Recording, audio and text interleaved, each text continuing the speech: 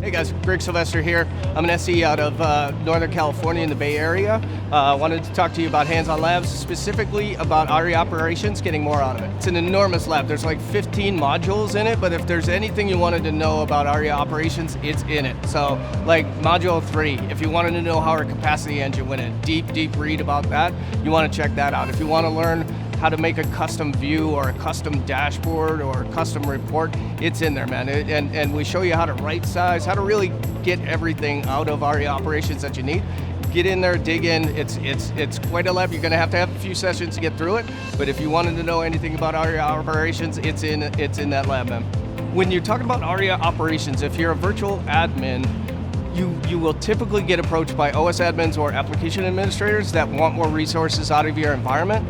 Aria Operations makes it so clear that if you have a VM that's constrained, it'll show you that. But if you have enough resources and it's not that you need more CPU or memory, it's going to show the application and OS administrator easy to consume view into what it's actually consuming, and you guys can get to the root cause quicker.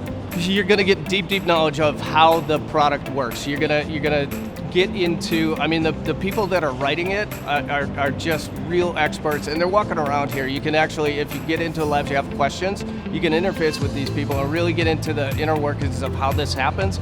I mean, you can get into policy management so that you're dialing in the application into what's important to your business. Like if you want a development policy versus a production policy because you have different SLAs for that, we're getting into that, and we can show you how to really tune the application to make sense at your business, to get more value out of it for what your business deems important. See, if you have any interest in Aria Operations at all, I would definitely take a look at it. You don't have to go through 1 through 15 in order. Take a look at the menu and see what's important to you.